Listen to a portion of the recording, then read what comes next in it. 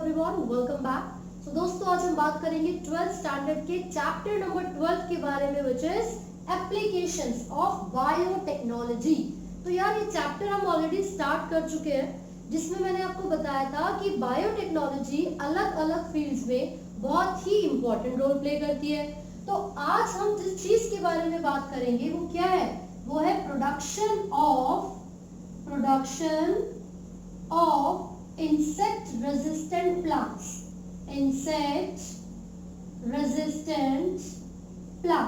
किस तरीके से हम ऐसे प्लांट्स को प्रोड्यूस कर सकते हैं जो कि इंसेक्ट से रेजिस्टेंट हो, यानी कि अगर इंसेक्ट्स उन प्लांट्स को डिस्ट्रॉय करने के लिए, खाने के लिए, डैमेज करने के लिए आएंगे तो वो इंसेक्ट्स खुद ही मर जाएंगे, है ना, और हमारी क्रॉप को, हमारी खेती को कुछ नहीं होगा।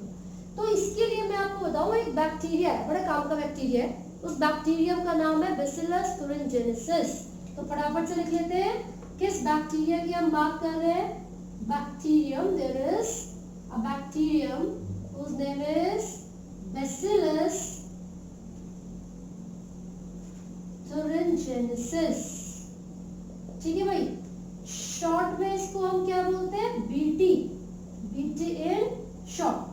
तो ये जो बैसिलस thuringiensis यानी कि बीटी बैक्टीरिया है, ये क्या करता है? ये कुछ ऐसे प्रोटीन्स को, कुछ ऐसे इनएक्टिव प्रोटीन्स को प्रोड्यूस करेगा जो कि इंसेक्ट की बॉडी में जाते ही एक्टिव हो जाएंगे और इन इंसेक्ट्स को किल कर देंगे। ठीक है, ये कौन कौन से इंसेक्ट्स हैं जो कि हमारी खेती को बर्बाद करते हैं? फटाफट से यहाँ पर देख लेते हैं। तो हमें ये याद रखना है कि जो बीटी है वो एक ऐसा बैक्टीरियम है जो कि इंसेक्टिसाइडल प्रोटीन्स को प्रोड्यूस करेगा। इंसेक्टिसाइडल का मतलब है इंसेक्ट्स को किल करने वाला प्रोटीन। तो यहाँ पर आप देखिए कुछ कैटेगरीज आपको इंसेक्ट की दी हुई है, जैसे कि लैपिडोप्टेरन्स, ठीक है, इसमें टोबैको वॉर्म्स और बर्ड वॉर्म्स आते हैं। Tobacco worms, bird worms, right. दूसरी आपको सीलोप्टेरन दे रखी होगी, सीलोप्टेरन्स, इसके अंदर बीटल्स आते हैं, ठीक है, एंड डायोप्टेरन्स, इसके अंदर flies and mosquitoes, flies and mosquitoes.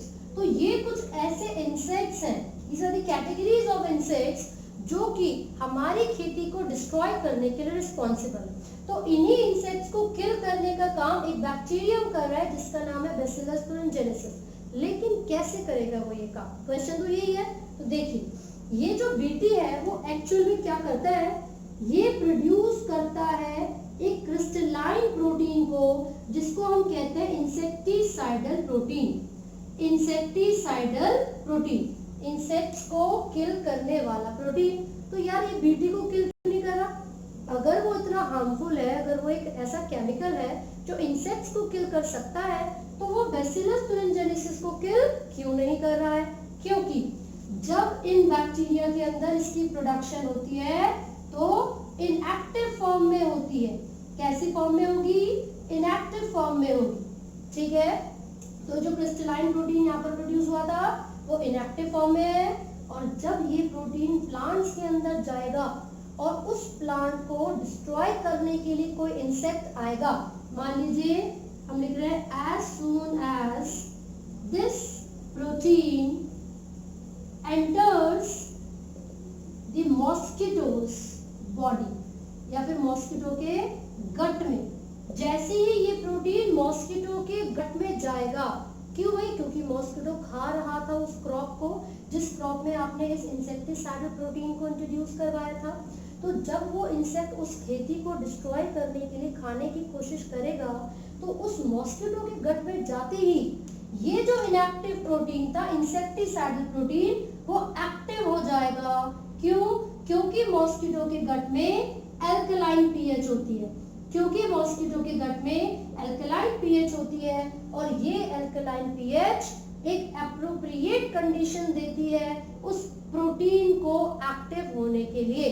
तो जैसे ही मॉस्किटो के गट में जाकर वो एक्टिव होगा, धीरे धीरे जो मॉस्किटो की एपिथेलियल वॉल है, जो एपिथेलियल लेयर है, ये उसके सेल्स में लाइसिस करवा देगा, ब्रेक डाउन ऑफ सेल्स।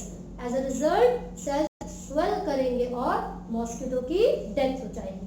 तो क्या होता है भाई एक्टिव होने पर एपिथेलियल लेयर के जो सेल्स होंगे, सेल्स ऑफ एपिथेलियल लेयर्स क्या करेंगे, लाइसिस करेंगे, लाइसिस करके स्वेल करके एज ए रिजल्ट क्या होगा, जो मॉस्किटो होगा उसकी डेथ हो जाएगी। तो इस तरीके से हमने देखा कि बीटी बहुत इंपॉर्टेंट रोल प्ले कर रहा है प्लांट्स की जो प्रोडक्शन है उसको इंक्रीज करने में, प्लांट्स को इंसेक्ट रेजिस्टेंट बनाने में, राइट। लेकिन सबसे इंपॉर्टेंट चीज जो हमें यहाँ पर जाननी है वो ये है कि ये जो प्रोटीन बना है वो कुछ स्पेसिफिक जीन्स की मदद से बना है, वो कुछ स्पेसिफिक जीन्स की मदद से बना है जो कि बैसिलस तुरिनजेनेसिस के अंदर थे।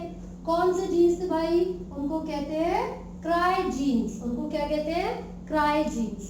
तो आपको ये याद रखना है कि उस बैक्टीरिया के अंदर जो जीन्स प्रेजेंट है पहले से, जो प्रोटीन्स को बना रहे हैं, वो टारगेट स्पेसिफिक होते हैं। क्या होते हैं वो, टारगेट स्पेसिफिक, टारगेट स्पेसिफिक।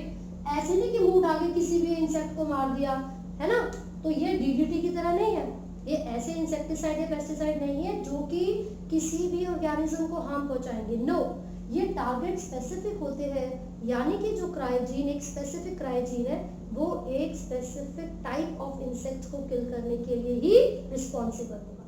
तो आपकी AC एंड Cry2AB ये कुछ ऐसे जीन्स हैं जो कि रिस्पॉन्सिबल है इंसेक्टिसाइडल प्रोटीन्स को बनाने के लिए, और किसको किसको किल करेंगे, कौन से इंसेक्ट को, cotton ball worms, cotton ball worms, यानी कि कॉटन की खेती को डिस्ट्रॉय करने वाले जो वॉर्म्स हैं उनको किल करने के लिए यही दोनों जीन्स कुछ प्रोटीन्स को रिलीज करेंगे।